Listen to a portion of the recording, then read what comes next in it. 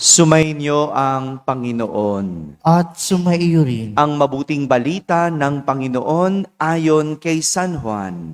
Papuri sa iyo, Panginoon.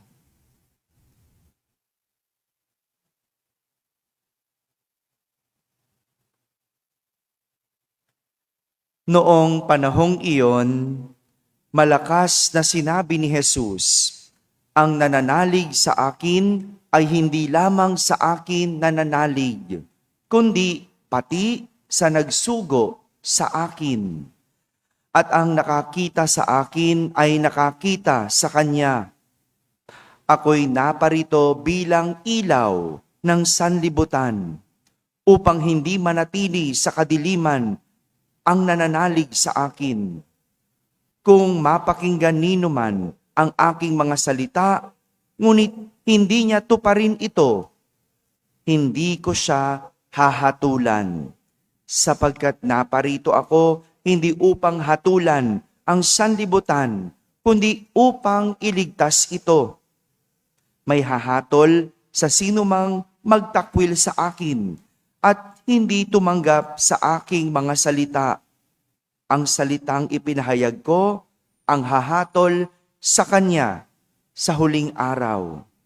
Sapagkat hindi ako nagsalita sa ganang sarili ko lamang, kundi ang amang nagsugo sa akin ang siyang nag-utos kung ano ang aking sasabihin at ipahahayag.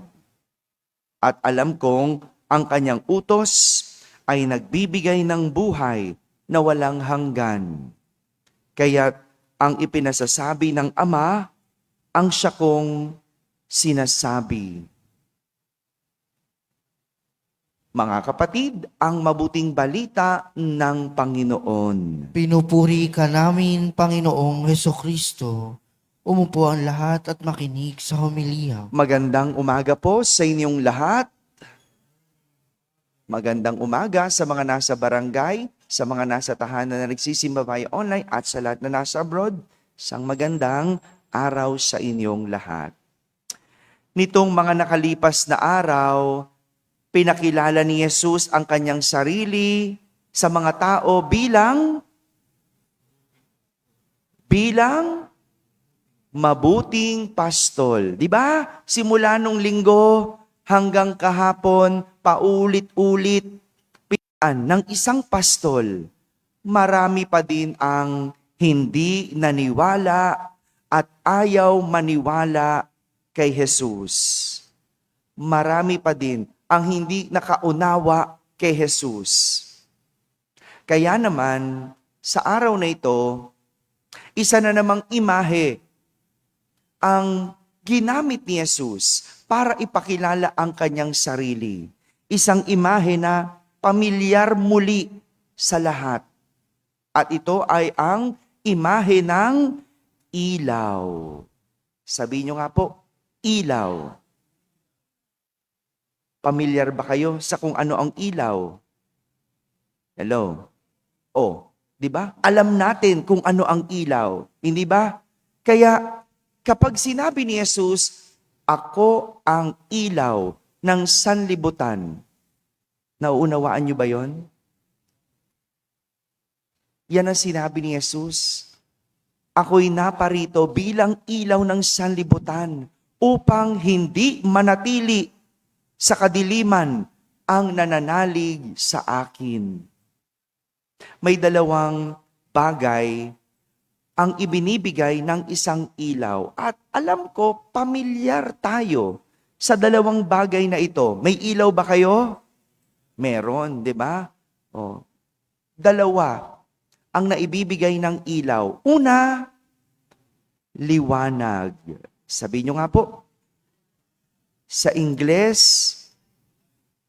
hindi. Illumination. Di ba? Oh, liwanag. Illumination. Oh. Yung ilaw, yun yung English nun, light. Oh. Yung binibigay niyang liwanag, illumination. Oh. Ito ang pangunahin, gampanin ng isang ilaw. Ang magbigay ng liwanag. Kaya anumang madilim, kayang paliwanagin ng ilaw. Ito yung kanyang pangunahing gampanin. Kaya nga kapag ang ilaw napundi, anong silbi? Hindi. Kapag ang ilaw napundi, anong silbi? Wala na. Anong gagawin? Itapon na. Anong gagawin nyo dun? Hello, souvenir. Ayaw nyo pa itapon. Pundi na eh. Wala nang gamit. Wala nang silbi. Kasi ang pangunahin niyang silbi ay magbigay ng liwanag. At ito ang nagagawa ni Jesus sa mga tao. Ang bigyan ng liwanag ang kanilang buhay nang hindi sila manatili sa dilim. Dahil ang dilim ay nagdudulot ng ano mangyayari pag madilim? Hindi makakakita. Ano mangyayari pag hindi nakakita? Mangangapa. Ano pa? Ano mangyayari? Maliligaw, madadapa, mahuhulog. Hindi ba? Mawawalan ka ng direksyon. Imaginin mo, wala kang nakikitang liwanag. Saan ka pupunta? Saan ka pupulutin? Kaya nga, kailangan natin si Jesus para bigyan ng liwanag ang ating buhay. Kaya kapag sa tingin mo, ikaw ay nawawala at hindi alam kung saan tutungo sa iyong buhay, sigurado ikaw ay nasa dilim. Ikaw ay nasa dilim. Kapag wala kang direksyon, ikaw ay nasa dilim kasi walang ilaw. Kaya nga, anong ginagawa natin kapag tayo ay nasa dilim? Anong ginagawa nyo pag nasa dilim? Di ba hinahanap ang ilaw? Ano nangyari pag nawala ng ilaw? Di ba? Hinahanap mo. Di ba? Ano hinahanap mo? Kandila. Hinahanap mo flashlight. Hinahanap mo yung cellphone mo. O kaya, lumalabas ka ng bahay. Hahanap ka ng liwanag. Ganun ang ginagawa ng isang taong nasa dilim.